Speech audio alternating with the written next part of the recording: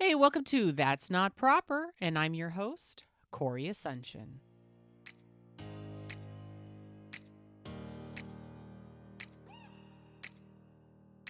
After seeing through personal experiences as a caregiver for an elderly loved one, my guest saw that there was a huge need for resources, tools, and education for caregivers. Seeking to fill this gap, Liz Craven and her husband created Elder Care Guide to assist caregivers in what is a confusing and frustrating maze. That guide, alongside her website and podcast, Sage Aging, she has dedicated herself to making this caregiving journey a bit more manageable. I asked Liz to come on today because I firmly believe and agree there is a need for this gap to be filled, and sooner rather than later. Thank you so much, Liz, for being here with me today. Well, thank you for having me. I'm so happy to be here. You know, I first found out about you. I can't remember if you had messaged me or if we had found each other somewhere, but normally this isn't a topic I would discuss on this podcast. However, considering a few things, one, it's more common for women to be the caregivers. And so I'm big on supporting women. And I think a lot of times as women, we don't realize that we need to plan ahead for our parents or loved ones as far as what's going to be entailed in their caregiving journey. And quite honestly, for myself, I didn't realize that until I started caring for someone else's loved one. And so now it makes me reflect on my parents who are not at the point in their life where they need care. But it makes me realize, oh, we need to be prepared for this because I'm starting to see too many people not realize it. And then they fall into crisis mode. Right now, we've got to find out. And so the reason why I loved what you do and why I really wanted to have you on here was because I think it's important to start this many years before we realize. Because once you're in the middle of that crisis and once you realize, as you have realized, there is not a lot of access to resources that make sense. It's important that we kind of have our game somewhat together.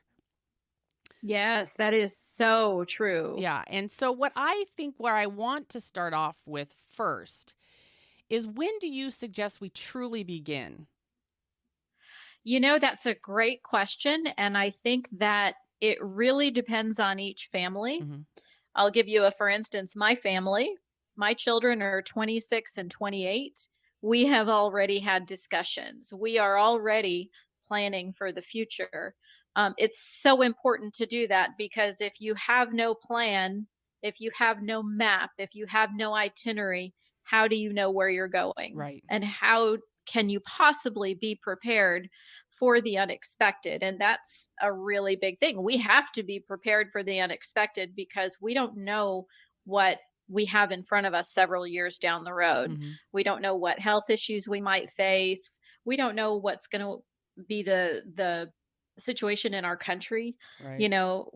What type of access will be available to us. We can't rely on programs and other things that have traditionally taken care of us into the future without having our plan B in place. Hmm. And so for us, we decided that being proactive and making sure that we knew exactly how our care would be provided, who would provide it, how we would save and prepare for that was a good idea to do that now rather than wait and wonder what if later. We're not going to rely on everything else. We're going to prepare in advance so that if some of these other things go away, we'll be okay. So I would say there is never a time too early to start these discussions within your family. It really is a family discussion, and it's a very uncomfortable Hmm. discussion because who wants to start thinking about the ending years of their life? We all want to believe that we're in our prime. And, I'm 53, but my mind wants to think I'm 28. Hmm. So it's hard to start thinking in those terms. But having been a caregiver, I've seen what happens. Hmm. I've had both scenarios where plans were made and everything was in place. That was a much easier caregiving scenario than the situation where things were not planned in advance. Hmm. That was stressful, and brought a lot of emotions to the surface that maybe didn't need to be there because of the stress, and to feel helpless as it relates to things that should have been in place before that weren't, and there's nothing you can do about it now. Mhm. So it kind of, it's a very different dynamic going through these years and through these illnesses and situations, sometimes just natural aging, not needing care for an illness or something, but just daily activities of living. And when you start to slow down, someone needs to drive you places. And Mhm. so dealing with that from the perspective of someone who prepared was far easier than dealing with that from the other perspective. Right. There's so many different topics I'd love to cover in this. I know we're not going to hit them We could all. talk for hours. Seriously, you could talk for hours on this. And again, I feel like I probably would have never considered it until I was put into the position of caring for somebody. And again, like I said, this I'm caring for somebody else's loved one. And Hmm. what I'm seeing is happening, or because I'm a live-in caregiver, I kind of get a lot of the information first before I have to pass it on to the family. And so it's caused me to Right. think about my parents. And even though they're not there yet, I know that it's coming. And it wasn't a conversation we've ever had. I'll hear things Right. like, oh, when we die, this is what you're going to get, or something like that. Those aren't even conversations I care about. I want to know, how am I going to be able to care for you? My parents are divorced. And so it's not like I can go bring mom in, bring dad in, and we'll care for them at our home, or me go to their home. They live in two different homes at opposite ends of the state, kind of a thing. And so I've got to figure those things out too. So it wasn't until recently I talked to my father. It was probably within the last year. And I said, Dad, do you have like a POA or anything like that? Nothing. And I don't know anything about what, and at the time I didn't know anything about, do you have a trust? Do you have a living will? I didn't know, I wouldn't even have known where to begin to search for those things in his home. And so my first question is, if you could give one thing for someone who is, and again, I feel like we need to go back to in their 20s with parents. I agree. It should be, Sure. after you're 18, because then you can make some somewhat, legal decisions. But what's the one thing or the one place they should begin as far as establishing care with things with regards to like a living will, a trust, a POA? What's the one thing you would tell them? Begin here. The very first thing that has to happen is a conversation with the family. Okay. So I'm talking all of the siblings, mom and dad, and anybody else who, if mom and dad are divorced, is there a significant other in the picture? Anybody who would be right there with you in your current living situation, everybody needs to be at the table. Okay. Okay. Anyone who would have any part of the caregiving process needs to be sitting at the table.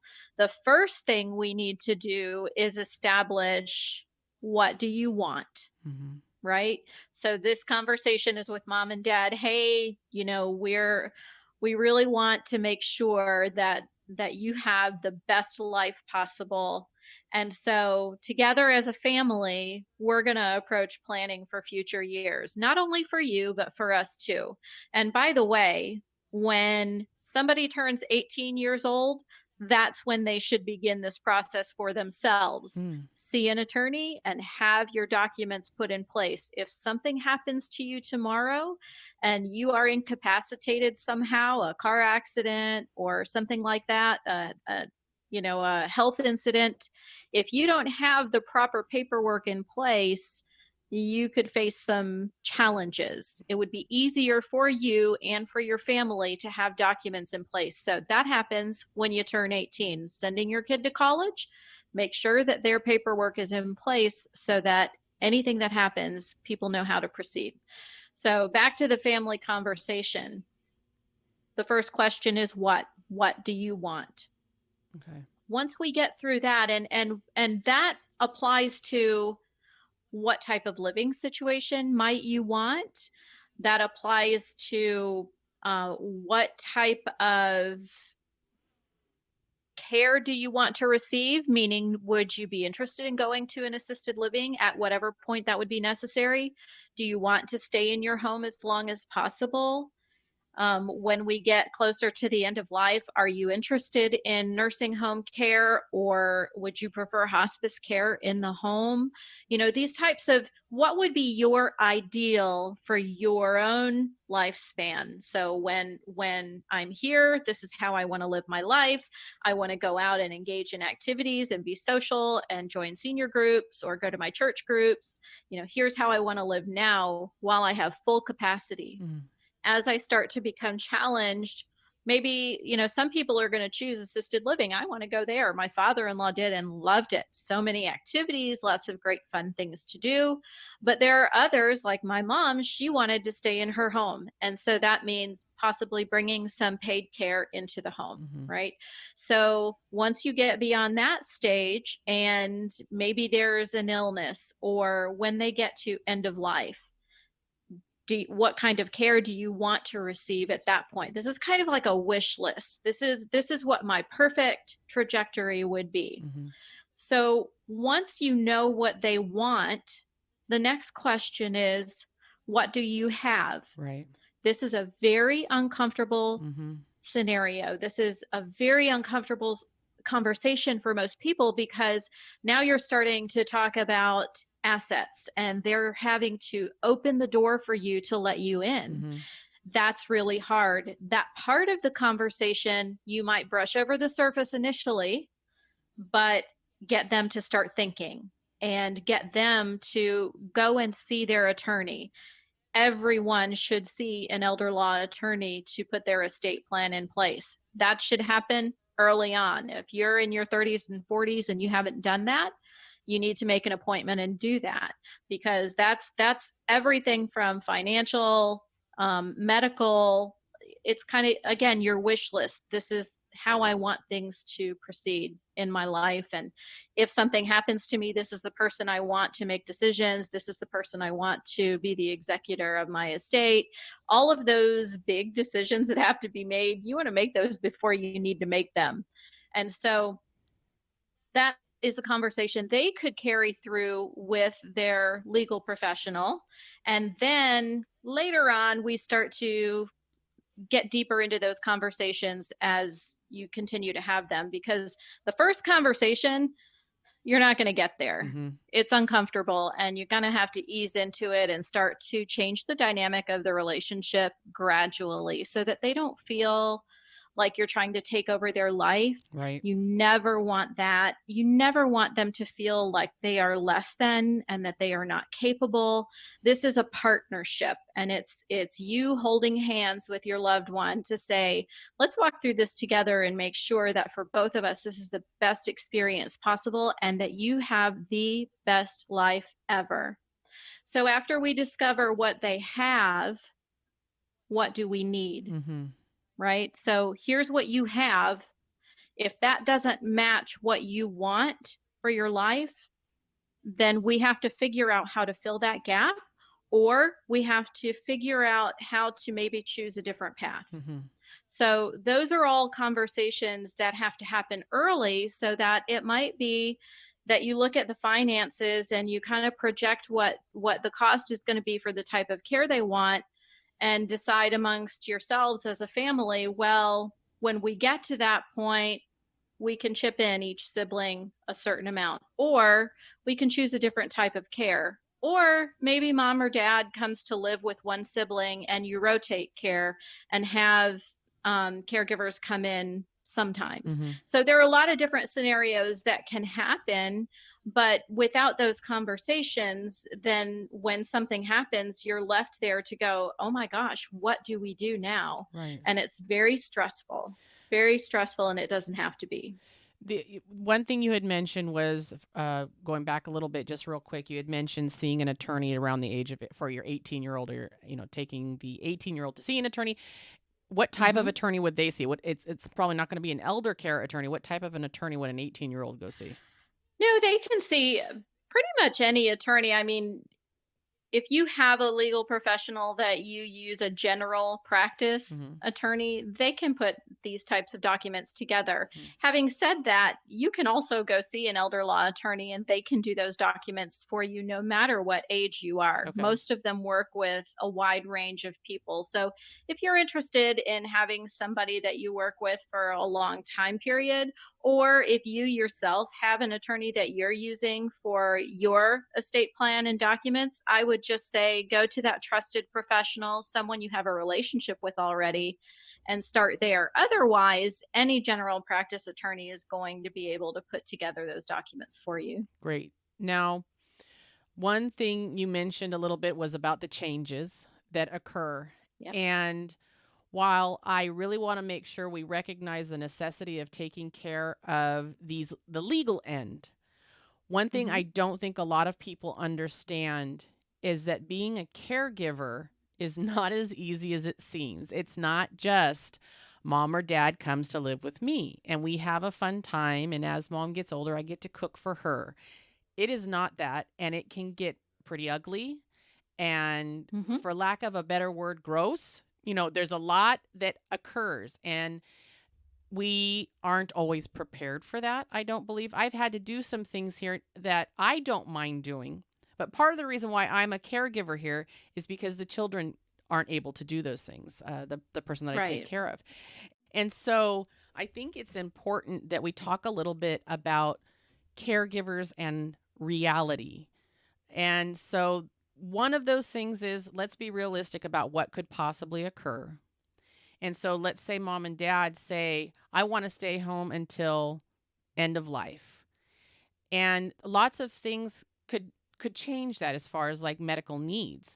And there's a lot that can be done with regards to hospice, but not everything. The other thing that I think is so important is a lot of people going into this situation, which honestly will probably be my children, is we don't have the funds and the resources available to be put into a home or assisted living. And that means that my children may have to come up with the funds, which honestly, to even say that now when I'm so young is terrifying for me. I would hate for that, but it's realistic. And Right. so resources available, financial resources available, where could we lead people to? I don't know if that's governed by state or federal. I'm not 100% certain about that. But the other big thing I think is important to discuss, I would like for you to discuss, is the need for caregivers to realize that they kind of have to be number one in the sense of care of themselves. And you can talk a little bit about the high rate of issues with health and whatnot with regards to caregivers. Let's tackle the money part first. Mm-hmm. Finding resources is difficult at best, Mm-hmm. even for someone who knows where to look for them. Having said that, there are so many of them out there. Now, financial resources, it's a combination and each state is going to look a little bit different. Okay. Um, the first place that I would begin is with your local area agency on aging. And I will send you a link that you can include in show notes Okay. for the elder care locator. You simply put your zip code in there and you're going to find your local area agency on aging. You'll call them and they will connect you to whatever services are available. I often hear the question, can I get paid to be a caregiver at home for my loved one? Mm-hmm. The answer is sometimes. Mm-hmm. That typically, it again depends on your state and the funding that's in place. That typically happens through Medicaid. So if you have Medicaid, the answer is typically going to be yes to some degree, but certainly not a full time salary. Mm-hmm. If you have veterans benefits, that's probably a best case scenario because of aid in attendance. And so they have access to more benefits than the average person. So it really just depends. There are ways to find out, and the best way is to just call your area agency on aging. They will connect you to any social programs that are available. Many of them offer things like respite. So Mm. if you're caring for someone at home and you need time to go to the grocery store or just time to go have a cup of coffee with a friend, Mm-hmm. that's available in many instances. But again, it depends on your own area. So that would be the first place that I would start. The other place to check would be your local chamber of commerce to find out what organizations are in your community. For example, Meals on Wheels. We have a place here called Volunteers in Service to the Elderly. They provide transportation, Mm. they provide delivered meals several times a week. They have a food pantry people can go to.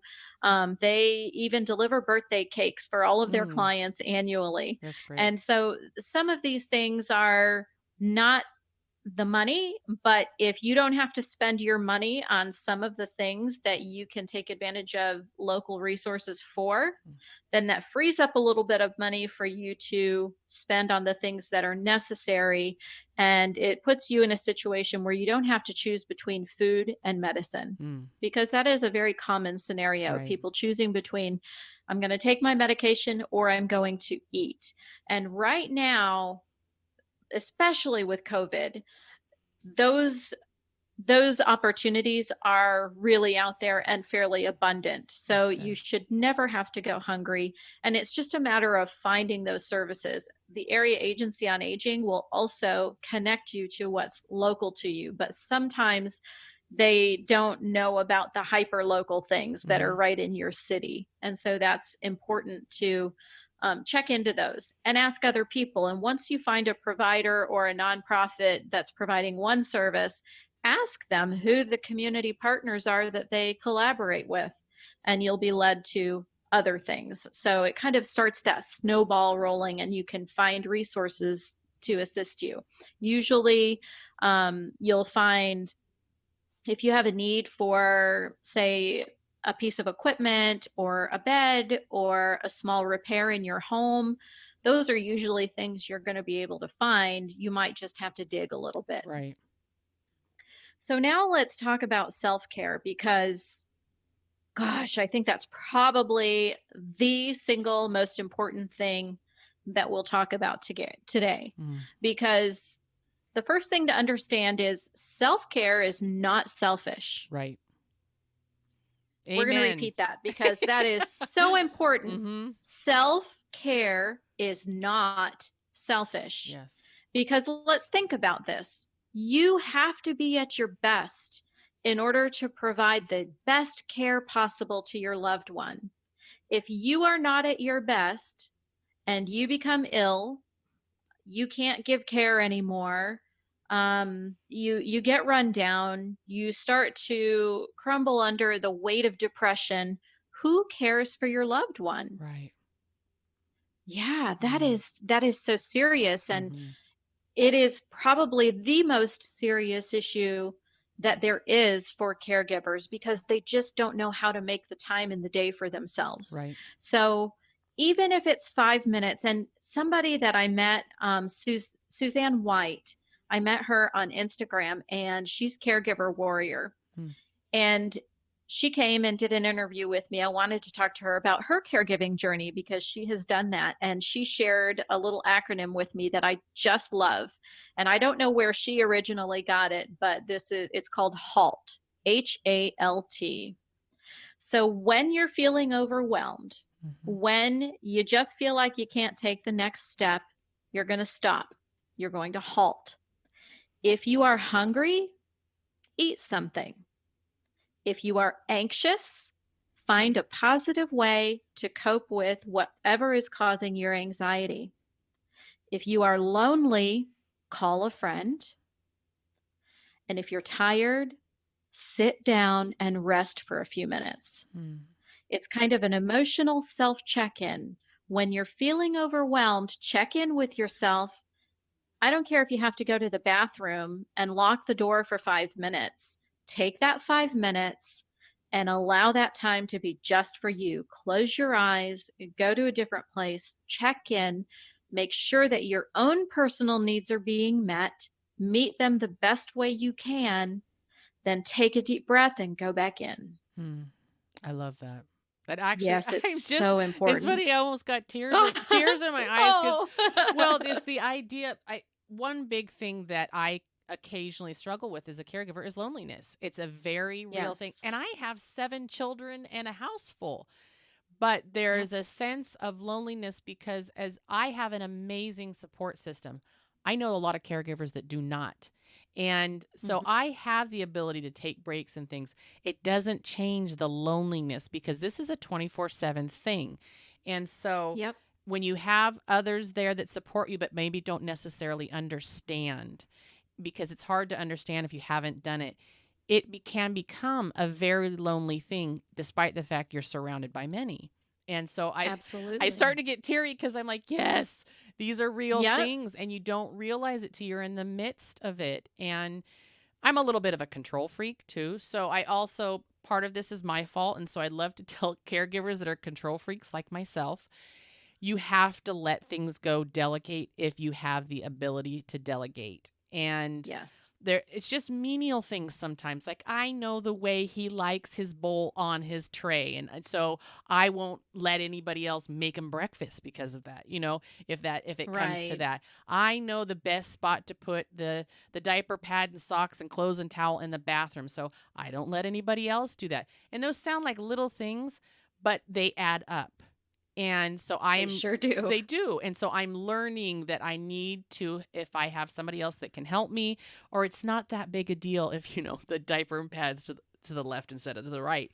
And Right. it's really important. That's part of that halt thing. I love that. I absolutely love the halt thing. It's Thank you. Me too. That was probably the most meaningful moment of that interview for me because it really spoke to me from the perspective of a caregiver. mhm. And we have to remember to do that. We Mhm. have to remember to take care of ourselves, take that a step further, and make it a priority at least once a month to schedule an hour that you go out of the home, Mm. away from every caregiving responsibility, Mhm. go read a book somewhere in the park, or go have coffee or lunch with a friend. Do something that is for you and you only. Mhm. That is your selfish hour. If you can find support to do that once a week, that's even better. Right. Some caregivers can't do that.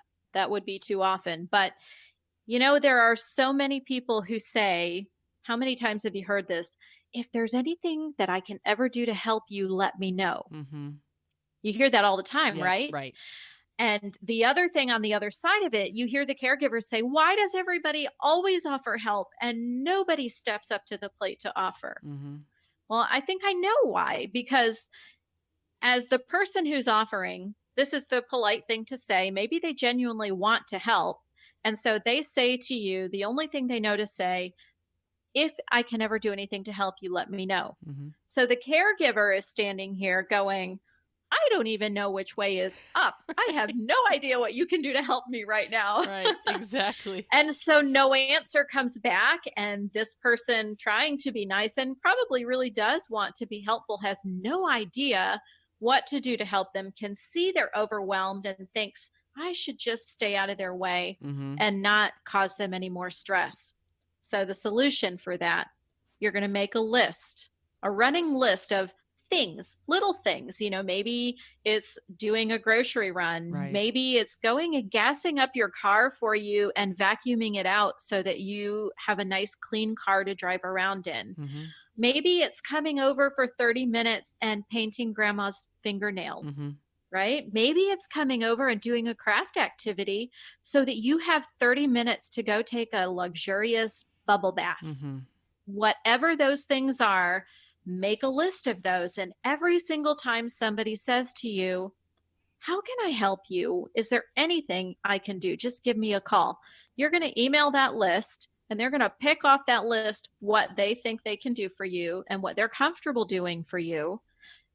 And that's going to be a nice little segue into receiving some extra help because they don't know what to do for you. That's Mhm. why they ask. Right. But that question is overwhelming to a caregiver. You have no idea how to respond in a moment. Right. So if you keep a running list, that really helps. I've done that. It works. People are glad to help. Mm. And those little things that you mentioned, they really do make a difference. If someone can do all the chopping of the veggies Oh, for me, yeah. oh my gosh, Yeah. then you can just dump and go. Well, I would even go further with that. If it's someone that is asking that question, what can I do for you? I actually was told this by someone who was talking about dealing with the death of a loved one, and people will say, "What can I do for you?" And what she said was actually more helpful was to just do it. So, Mhm. dropping a coffee and a donut on the doorstep. I don't know, majority of caregivers I know are definitely inhaling the coffee. So a nice coffee that's their favorite on the doorstep, telling them, "Hey, I'll be over on whichever day you want," because keep in mind, people that are caregivers, drop bys are not always fun. It sounds like, "Oh, I'm going to Mhm. give her some reprieve and drop by." No, no, no. It could have been the worst day on the planet, and a drop by is not always a good thing. Have a conversation about, what's a good day, what's a good time, and don't overstay your welcome. But dropping a meal off or having groceries sent to the house, those kinds of things, just don't ask, just do it. You know what I mean? Yep. It's because those tiny little things. I love that you said, by the way, chopping the vegetables, because it's one of the things I hate Yeah. doing for prepping for dinner. In fact, I did it yesterday. I needed some stuff that was cut up, and I would told my kids, I'm like, "That's it today. I'm actually going to have you help me with some stuff today. I need someone to go do this." And they did it, and it was a relief for me. But I'm not very good about Right. asking. And even when someone asks me, I don't want to burden somebody else with what I feel is my burden. And so I'm Right. notorious for not, "I'm fine, I've got it, and sure, I'll get it done," but I might have lost all my hair by the end of the day. Who even knows? I think that most caregivers are that way. I know I was. Hmm. It's not that we want to play the martyr. I don't Right, think that's it. right, I just think that, like you said, we don't want to put anybody else out. Like, my life is already stressful. right. I'm already doing all of these things and I have my routine. I don't want for my daughter to have to disrupt her life and her routine. This is a time of life she should be enjoying, and that can extend to any friend or family member who offers. You feel like you just don't want to disrupt for them. Hmm. And sometimes, frankly, it's a disruption for you if it's brand new. Right. If it's the first time somebody's helping you with something, there are some teaching moments that have to happen, and there's some organizing that has to be done, which is stressful for you because Hmm. you have to rethink how you're doing things that day. And so it can be stressful. But what I found was, if I would take the time to add that little bit of stress to my day to help somebody else learn what I need, Mm. then it became much easier to let go, number one, and Hmm. to feel confident that somebody else would do what was necessary and do it the right way. Hmm. And it also started to give me a little bit of freedom and room to breathe, Right. which I really needed. It was, that's, you have to take that time to breathe. You have to check in with yourself. And, I've been a caregiver multiple times. The first time around, I didn't know what to do. Hmm. I didn't do those things for myself. The second time around, did more for myself, but still didn't ask for help the way I should. Hmm. Third time was a charm, Mm. asked for help, and that help was really such a change factor for us. Right. My husband and I, we run our own business, and so we were working from home Mm. and we were caregiving at home. Having help allowed us to maintain a normal life while we were caregiving, if that's possible. Yeah. Whatever the word Normal normal means, yeah, means, it exactly. was normal for a caregiving situation, but it allowed for us to spend our time loving on him, my father in law, and spending really great time with him and enjoying moments that we couldn't enjoy before because we were trying to get all the work done. Right. Somebody else can clean the toilets and somebody else can vacuum the floor. Right. And we spent more moments with him playing Yahtzee Mm. and, playing beanbag toss and telling stories and looking at old photographs. And, those are the things that you want. Those are the Right. memories you want to take with you. Those are the things that you want them to be consumed with at the end of their life. Right. if they see you running around feeling burdened and stressed and Mhm. not caring for yourself, that is a huge burden on the care recipient. They know it. Right. They're looking at you and they know that. They might be grumpy, they might be difficult to deal with, especially if they've got any kind of dementia. Mhm. But in their lucid moments, they know it. Yes, they And do. so by you taking care of yourself and you taking the time to really enjoy them, it's doing a lot for you and doing as much for them as well. Exactly. Another thing I Mhm. just thought of was a lot of times the ones that are the caregivers are still parents themselves of young ones. Yes. And so the Sandwich generation. yes, so the importance of care, self-care is even more so because your load is heavy with small children who at, some ages have no idea what it is you're doing, nor do they care, quite frankly, that you've also got to take Right. care of somebody who's older. And so the value and importance of enlisting others if you can for aid is really really really important. I like how you mentioned respite. I don't know if everybody knows what that word means, only because I didn't know what it meant until as far as, elder care, until I became a caregiver. So could you explain that just a little bit? Sure. So respite is when you make arrangements for a break. So it can be achieved in a number of ways. You might have someone come in to give you respite Hmm. and they come to your home. They provide care while you do whatever it is you want to do. Sometimes you might go away from the home. Sometimes you might just go take a long shower Hmm. or go into your room and read or whatever it is that you'd like to do. You can also achieve respite by taking advantage of adult daycare programs. Or some assisted living communities offer a daycare situation. Some programs, sometimes the area agencies on aging will offer this where they will send a caregiver to your home for a few hours. Typically, it's just an opportunity for you to have a break from what you're doing in order to do normal life things. There are also times when you'll find a more long-term respite. I know when my mother-in-law was sick, she had cancer, and she went and stayed at the hospice house for a week Mm, so that my father-in-law could have respite. mm, It's rest for the caregiver. mm, He needed to rejuvenate himself. He needed to sleep, he needed to exercise, and he needed to eat. And he needed just a mental break.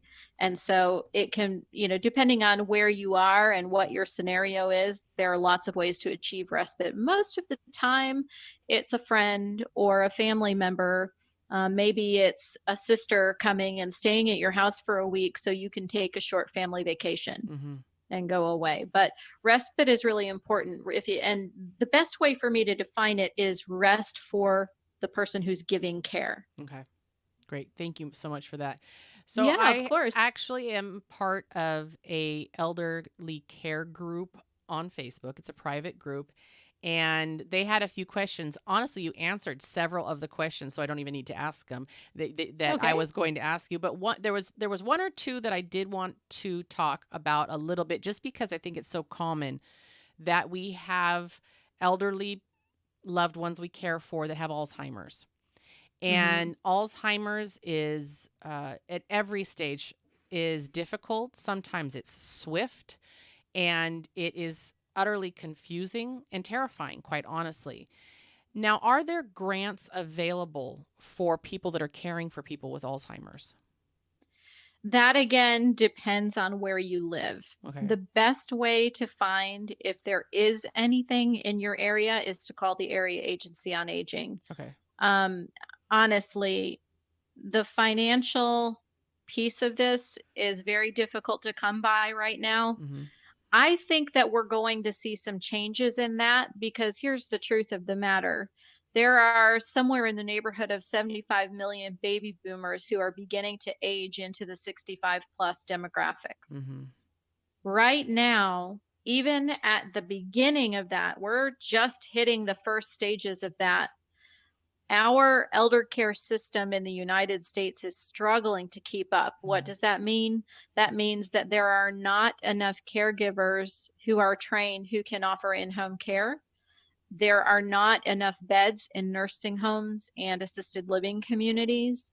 And so, what that means is we're going to have to get really creative about how we take care of the aging population. My estimation, my prediction is that we will see states beginning to take a much closer look at caring for loved ones in the home and providing incentives for families to do that. Mm. I know that there are some things being talked about. I don't know any details, but I really think that you're going to see a lot of that, especially coming off of this COVID crisis, Mhm. where most of the assisted living and nursing homes were not taking new patients or Right. new residents Mhm. because they couldn't risk infecting the rest of the population. Right. So things have been shut down and families have been forced to make their way on their own. Mhm. I think you're going to see a lot of changes in the way things are done and in the way things are funded to allow families to do that. It will be less expensive for the government, for sure. I think you'll find it will equip the caregivers to do a better job and to have access to additional resources, both educational and financial, to help them do the job that needs to be done. Mm. But in the current moment, there is not a whole lot. You might, if you are a veteran or your loved one is a veteran, then I would definitely check with your local veterans office to find out if they qualify for aid and attendance or any other assistance. There typically is quite a bit of assistance for them. Mhm. If you have Medicaid, you probably will qualify for some funds to care for your loved one at home. It's not going to be the type of funds that would be a salary, but absolutely anything helps. Right. So that's probably where to begin with that. Now, beyond that, definitely plug into the Alzheimer's Association. They have incredible resources Mm. and incredible support for caregivers. They have right now so many online programs to help you to take care of your loved one. They have support groups that are virtual. They used to meet in person, most of them, and I don't think that any are in person right now because of the current situation, but they're continuing those support groups and have never stopped. Mm. Those are virtual. And so I will send you a link for it. But if you go to the Alzheimer's Association website, you can find your own location and plug into your local office, and they can tell you everything that's available. But they offer so many different things: caregiver college, Oh, wow. education. Oh gosh, yeah, just all kinds of resources to help you to do your job and to understand what your loved one is going through, Mm. because with Alzheimer's particularly, understanding the process will help you to be a better caregiver. Right. There are things that happen that you can't possibly understand. I was just talking to a friend this morning whose mom is progressing. And she said, "Oh, my mom said something so rude to my dad. I don't know what to do. Should I talk to her about it?" And I said, "No, you shouldn't, because that's not her. She has no control over that. Mm. Your best bet is to spend your time encouraging and uplifting and edifying dad, Mhm. helping him to understand that this isn't really mom, this is part of the disease, and she can't help that. Your efforts are better spent with dad because she won't remember it. The only thing you'll achieve by talking to her about it is to make her feel bad all over again." Right. And probably And so, aggravated. Yeah. right. It's Alzheimer's is rough. And so the gentleman I care for is, early, he's early on in it. But there are things that he has said and done. And I have to remind really everyone, you have to keep in mind, compare it essentially to a portion of his brain is no longer functioning. And Right. so the portion of the brain that has a filter, because that's a big one, the filter is out the Yes. window. And so crazy things are said, confusing things, hallucinations and things that aren't really there. And they sound just so out of the realm of reality. And having a conversation with him about it is probably going to do no benefit, but possibly aggravate yourself. But so I love how you said Right. that you redirected her to take care of her father, because yes, that's who's going to need some more care right then. Because regardless of whether or not you recognize that it wasn't said with intent, it doesn't change the hurt. And so taking care Absolutely. of her father is an excellent suggestion. The And another resource as it relates to Alzheimer's, there is a woman named Teepa Yes, Snow. I was just going to say Oh, Tipa. she's Yes, amazing. yeah. She's amazing. And she's got a bazillion videos Mhm. online. And so, anyone who is caring for someone with Alzheimer's, you need to become familiar with her and everything she's doing. Her content is current and plentiful. Mhm. And if you follow her on LinkedIn, I don't I know. think she's on YouTube I'm also. Some of her Yes, I videos. think so. I'm not sure about Facebook and Instagram, but I've definitely seen a lot of things coming out via LinkedIn. Mhm. And she's constant videos Yes. and talking about dealing with the dementia and Alzheimer's in the COVID scenario. Oh, wow, And great. so it's current. She's always offering new information, and her old information is just as good. But what I love about what she does is that she teaches you as a caregiver not only to understand what your loved one is going through, and she's got it all broken down into stages so you Mhm. kind of know what to expect, but she gives you coping strategies. So let's say mom says, I don't want to take a shower, I'm Mhm. not doing that, Very and you common. can't make me. Mhm. Right. Mhm. So instead of arguing with her, say, you know what, mom, let's just dance, turn on some music and start dancing with mom and dance your way to the bathroom. And Mhm. by the time you're there, she'll have forgotten she didn't want to take a shower, and your life is much easier. Mhm. And so she gives you so many coping strategies. They don't want to eat the bowl of soup in front of them. They say they're not hungry. You push it to the side for a moment, have another interaction, do something to steer the conversation in another direction, talk about a favorite song, and then push that bowl back in front of them, and there you go, they're ready to eat. Mhm. Yes, I love It how just very specific she gets down to, very specific things that you have to deal with as when you're caring for someone who has Alzheimer's. It's not general. She yeah, gets very specifically detailed. And TEPA, I believe it's correct. TEEPASNOW. Yeah, just in case anybody. Yes. Yeah, so TEPA Snow. If you just type that into your browser, you'll find her. She is She's fabulous. great. Yeah. I've been to some live teachings of hers here locally where I live, and she's hilarious Mhm. and so easy to learn from because it's relatable, and she makes you in the workshop sections, we actually role play, and Oh. someone plays the person with dementia, and she will teach in real time how to get beyond some of those scenarios. And I know a lot of her videos are from those events. Mhm. So definitely something to check out. Go. That's great. Yeah, she's great. I'm glad you brought her up. Okay, so one other question, and I'm not sure if you'll have the answer for this, but one other question that I think is important is discussing. Actually, you probably have the answer for this. Discussing the differences between POA, guardian, living will, trust. Oh boy, that is an entire show Yeah, all so in maybe like itself quick. because, Which one do we get okay, first? okay, this is all what your elder law attorney is going to line up for you. Mhm. So, your power of attorney is when you become incapacitated in any way. So, whether it's because of dementia or because of an illness, you can even decide at some point, I'm stressed about doing my day to day stuff and I want to give power of attorney to my person. Mhm. This is a serious discussion because power of attorney gives that person a lot of control. Right. If you choose the wrong person, that could be a little bit scary, but most families it works out fairly well. This Mhm. is something that has been discussed long before because, we talked a while back at the beginning of the discussion about having that family conversation. Mhm. During that time frame, you're going to determine the roles that each person is going to play. So whoever that power of attorney person is, that's their trusted person that they want to take care of financial things.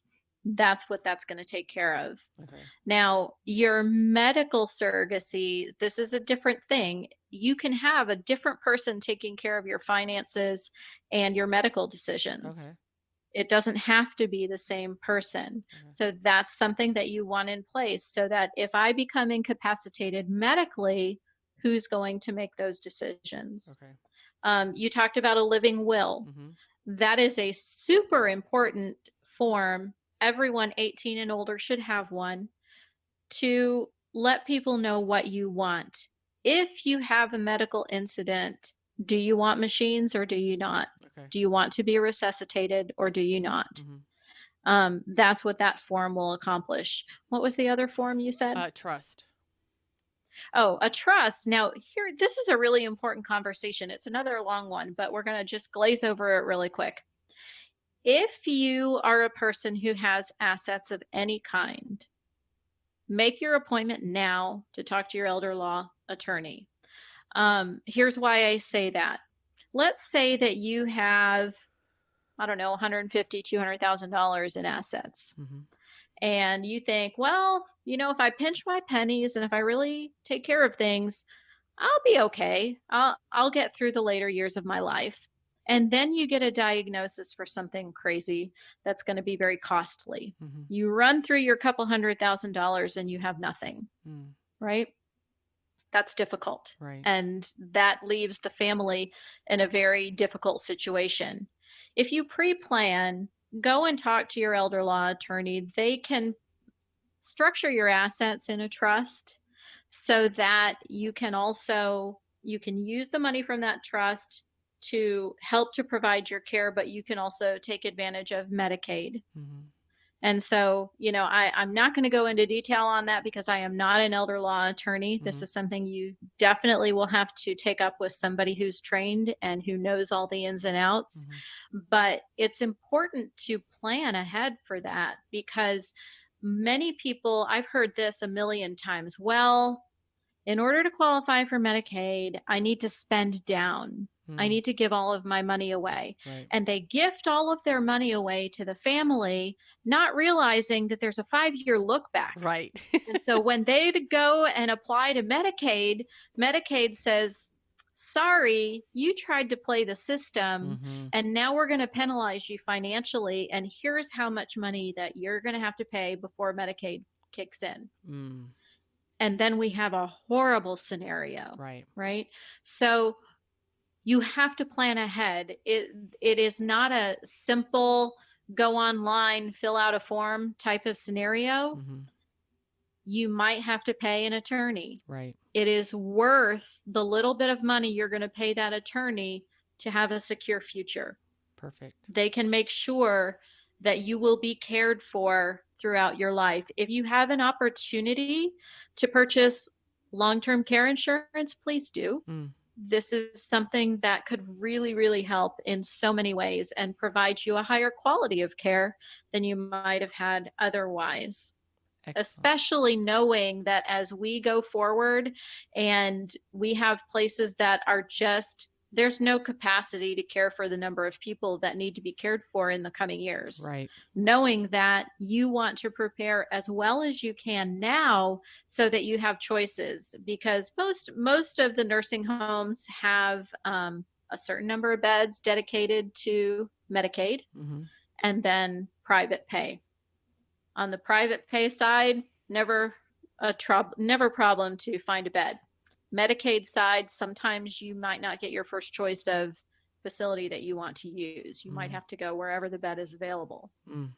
Okay. So all things to think about. So much. Right? So much I told you we could talk for hours. No, and I know I've got so many, and I'm looking at the time and I'm like, oh, we're got to close it out. But so recap. I am hearing we make an appointment with an attorney when you are 18 years old. If you haven't done so already, sit down with the family and have these conversations ASAP.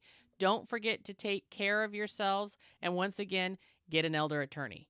It sounds like a good recap of the general idea. Yes, it is. And there's this really cool report about caregivers and caregiving that AARP recently put out.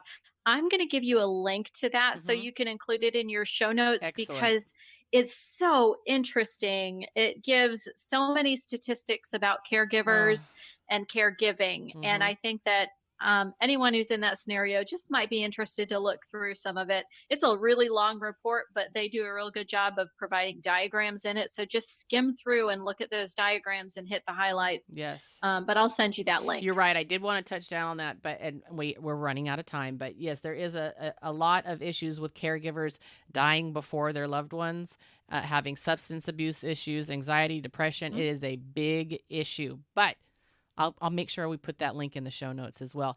Before we go though, I Awesome. would love for you to share with my listeners where they can get in contact with you, where they can hear your podcast, social media, all of that. Sure.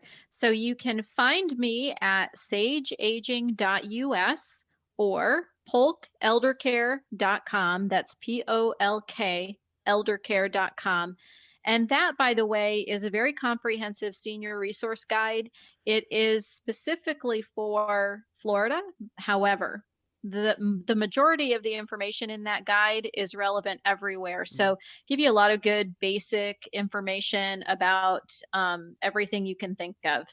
So those are the two websites that you can find me at. My podcast is Sage Aging. We release a new episode every Tuesday morning. You can find that on my website, or you can even just go to your favorite podcast app and download it there. We talk about all kinds of things related to seniors. If you ever have an idea, a topic you want to hear about, a guest you'd like me to pursue, definitely send me those ideas. We're happy to cover it. You can reach me via email at info@sageaging.us. If you have questions that you want to dig further on from today, feel free to email me there. I don't always have every answer, but I certainly know where to find them and am happy to assist wherever I can. Social media, you can find me on Instagram. You can find me LinkedIn. You can find me on Twitter, and you can find me on Facebook. Excellent. Thank you so much, Liz, for coming on today. I loved this topic. And like I said, even though it wasn't a topic I normally would do, it's so important for us to recognize these things. And like I said, because so many women, too, are the ones that end up being the ones taking care of all of these things. Yeah, And about so, 61%. yeah, see, so I'm empowering women as we go here. Even though you guys don't know you need it yet, you do. Thank Yes. you. Thank you so much for coming on. I appreciate it. Oh, thank you so much for having me. Am I hope that it was helpful for people today, and again, always available. Let me know if there's anything I can do. Great. Thank you so much. And I will be including all of her contact information in the show notes. Thank you so much for listening in to today's episode of That's Not Proper. If you are interested in connecting with Liz and Sage Aging, please check the show notes. I will be including all of that information in there. And remember, come back next week for next week's episode of That's Not Proper.